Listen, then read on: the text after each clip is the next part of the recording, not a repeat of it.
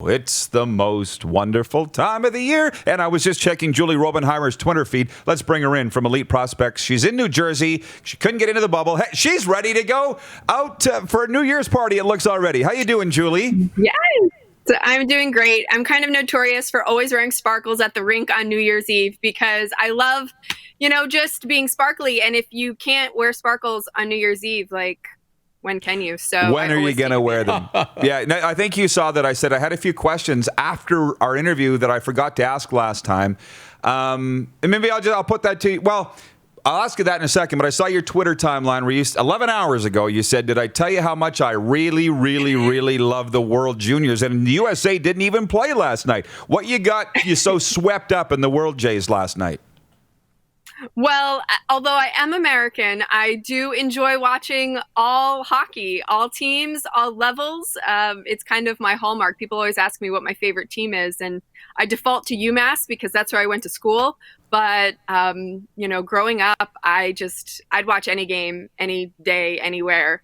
And that is no different now that I am working in the sport and covering it. So I wrote that tweet after Sweden tied the game against Russia to send it to overtime because I love this tournament. Good for you. Well, it was nice to see the enthusiasm. And from all of our viewers here, Jeff in Winnipeg. Now that's sparkly, he writes. Corey in Winnipeg. Rod needs a sport coat like hers. From John Ohm in Winnipeg. Julie, sparkles, $1 billion smile. From John in Winnipeg. Paul in Red Deer. Great to see a colleague from Elite Prospects. So they're watching all across the prairies here today, Julie. And this was my question to you after the last time you were on. I was like, dang, she knows her stuff. It got me thinking, did you play hockey? Did you have a family member that played hockey? What was your connection, or is your connection? No, I love hockey because my parents raised me right. They were really big hockey fans. My mom grew up in Philadelphia, so she was a big Flyers fan. My dad grew up in Connecticut, so he was a big Bruins fan. And one of their very first dates was a Flyers-Bruins playoff game. And my mom had gotten tickets to Ovations, which was like the big club at the Spectrum.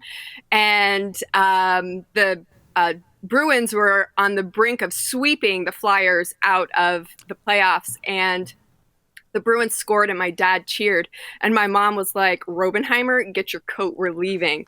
And he's like, what'd I do? And but my mom said that was when she knew she loved my dad because she wasn't mad at him enough to dump him, and they got married about 6 months later. I love it. I absolutely love it. And Todd Pinkney's watching, one of our viewers. He says, the best are always Flyers fans.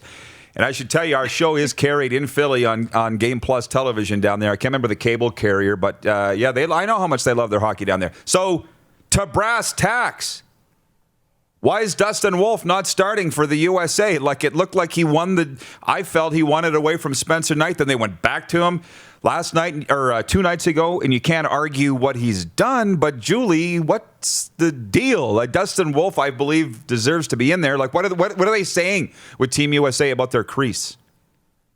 Well, I don't think it's a matter of whether he deserves to be there or not, because we can say that about players who aren't in this tournament that deserve to be there. So it's one of those things. When you have an abundance of riches, only one guy can play in the net at once. So you have to make a decision. Team USA allowed Spencer Knight to redeem himself, and he got the shutout. Plain and simple. So, you look at what Dustin did, which was great. And that was the strength of Team USA, knowing what they had between the pipes, and that if one faltered, they had another guy who was ready to step in and take over the reins. And that's not to say that Dustin won't get another opportunity, even in this game against Sweden. We really just don't know how it's going to play out. But we all knew what Spencer Knight could do. And USA gave him the chance to kind of put that Russia game behind him and move. Fortunately, Spencer Knight had the memory of a gnat, and he was able to do it and show what he could do in the limited action that he saw in that game against Czech Republic. So I think it's one of the blessings. Clearly, you're on the Dustin Wolf train. I'm not opposed to the Dustin Wolf train, but it's one of those things where you can only have one guy in net, and whoever gets the call, I think, will do well for Team USA. Well, look, Beezer is the GM, knows a little bit about goaltending, so I will defer to him, and I'm sure Florida's very happy with the way this has turned out so far. Frenzy's got questions for you, but I'll just say one more. USA, Sweden tonight, 8:30 Central, 9:30 your time. Julie's in New Jersey, by the way. What's your storylines tonight? What are you going to be looking at the most watching this one? Well, I'm going to be looking to see if USA can continue their quality habits that they were able to, kind of cement against Austria and Czech Republic. I'm also interested to see how the defense holds up. I really haven't seen any sparkling defensive plays. They've just really been controlling with puck possession and dominating the game that way. So I'm curious from USA to see that heading into the medal round, because we do know that they have clinched a spot and they will be playing in the quarterfinals. And then for Sweden, I'm curious to see how they're going to bounce back from last night's incredibly emotional loss. As far as the streak, it's nice and all, but these players could care less. They haven't played 54 games without a loss. So it's one of those things where they just need to put it behind them and move forward to prepare and put themselves in a good position in the quarterfinals. So I'm going to be curious to see how they respond as well. All right, Frenzy, what do you got for Julie? Julie, John Lynch here. I'm a great fan of the Philadelphia Flyers, at least I was, but they haven't had the great time since Bobby Clark. So you're going to tell me this year is going to be a big year for the Flyers, right? Sure. That's what you want to hear. You believe that? I think it's one of those things where with the Flyers, what is really exciting about them is their depth in terms of their pipeline and the prospects that they have coming up. They've been really successful with Lehigh and all the talent that they're growing there. They've drafted very well these past couple of years. Some players aren't available because they're still in juniors or college or wherever they may be playing. But that's what's exciting about the Flyers. And, the knock on Philly has always been the goaltending.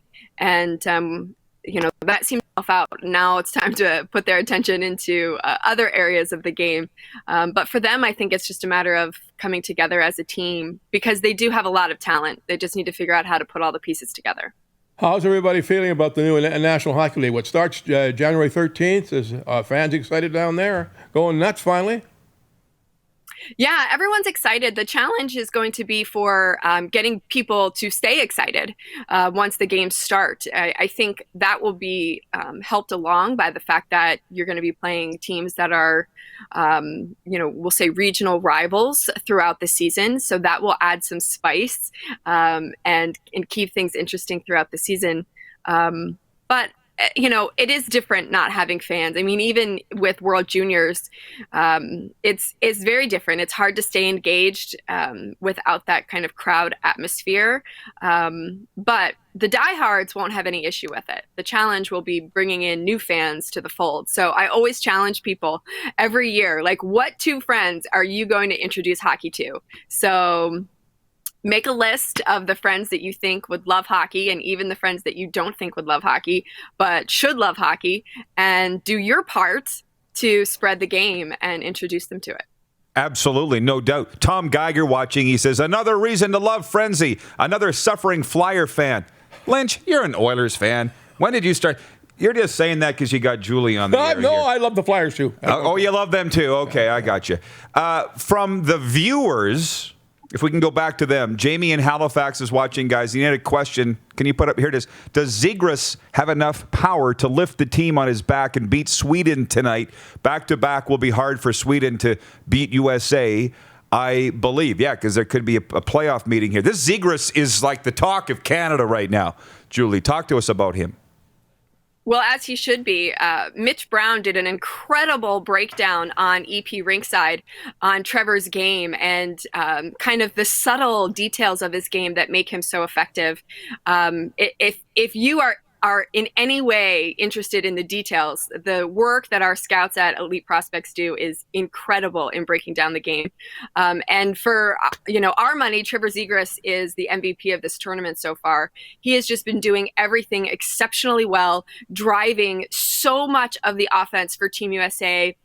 He's effective even without the puck in what he does and his deceptive manipulation. So he should be the talk of Canada right now, with the way he's playing. And, if you're a Ducks fan, you should be incredibly excited. And I would not be surprised at all if you see him playing in a Ducks uniform in 2 weeks. One more. Nelson Hackowicz has a question. Do you feel hockey doesn't get the respect it deserves in the United States sports media? ESPN covers hockey for what? 2 minutes. A lot of Canadians wouldn't believe that that's a fact, Julie, based on our coverage up here. What's it like down there for you as an NHL fan? Well, I will say I have not watched ESPN in like a decade.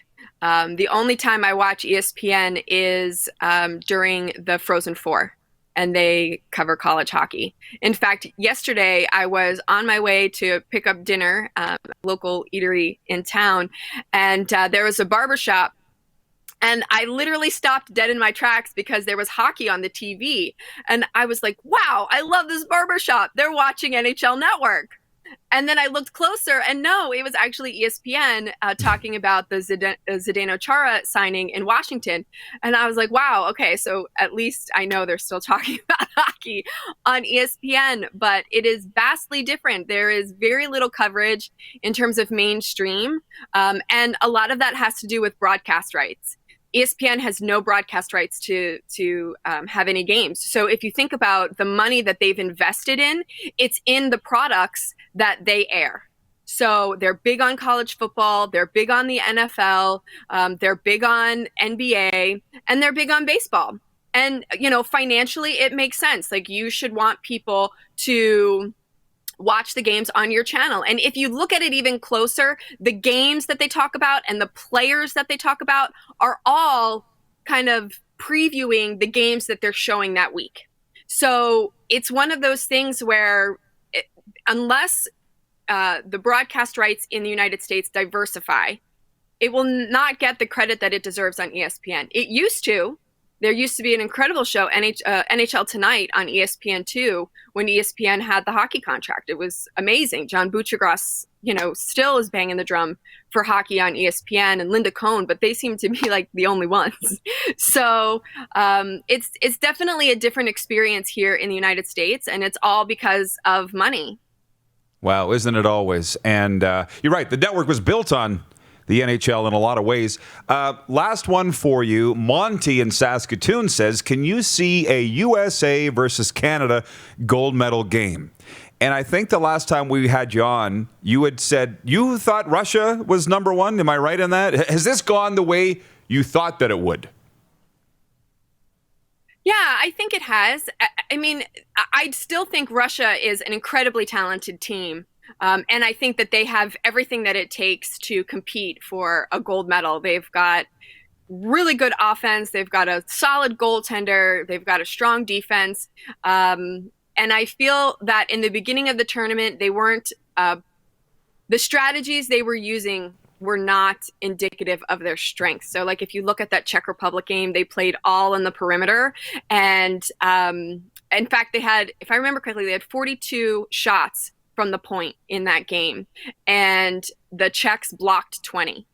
So it's one of those things where they weren't doing what they need to do to be successful. Now, we saw them change gears against Sweden and really drive hard to the net, get to the middle of the ice. They were way more effective with that game plan, and that is how they're going to be successful moving forward. So yeah, I still Canada is obviously in the mix. I love what Team USA is doing. Kind of the hallmark of their gold medal teams has been a really strong third line, which they have this year with Farinacci and Bobby Brink and Brett Berard is somewhat in the mix there. But there's a lot to be excited about with Team USA and how they have this continuous attack. But I will say the team that has surprised me the most is Sweden. I feel like they were kind of, I don't want to say the underdog heading into the tournament, but they lost a lot of high-end talent before the tournament because of COVID protocols. And I feel like just the perception was that they wouldn't be as strong this year. And I think, we've seen Sweden come out and be incredibly effective and solid throughout. I would love to see Holtz and Raymond break out a little bit more. I was hoping to see more spark from them. But I think the other guys on the team are picking up the slack. So, and I think Finland has the best line in the tournament with Anton Lundell and Simon Taival and Hirvonen. Like, they are really driving, the offensive attack for Finland. Their challenge is that they don't have as big of a wave as other teams do in terms of offensive attack. So, it's exciting. I love this. I love to see what Team Germany can do now that they have a little pep in their step after making the quarterfinals for the first time in 13 attempts. They could be a dangerous team. And then the Czechs, I think if they stick to their game plan and smother offense like they did against the game against Russia in their game, they could potentially make some noise as well. They have to beat Austria first, but if they do that, it's going to be an exciting tournament. It always is, no matter who plays. Yeah, no kidding. And what a wonderful story Germany is, as you say, for rallying from where they were to where they are. They might be the feel-good, love-in team of the tourney. There's your pregame show, everybody, for the games today, as far as I'm concerned. Julie, where can people follow your stuff, and where can they follow you? Well, you can follow me on Twitter and Instagram at Julie Robenhymer. It's just my name. And I do all of my writing for Elite Prospects on eprinkside.com. Awesome. Julie, enjoy the games. Happy New Year. Thanks for dressing up. Appreciate it. And we'll catch you soon. All right. Sounds good, guys. Happy New Year. Julie Robenhymer checking in from New Jersey. There's no better preview for today's games than that. She's terrific. Oh, absolutely she is. You're watching Rod Pedersen On Demand. For more of The Rod Pedersen Show, visit rodpedersen.com or follow Rod Pedersen on social media.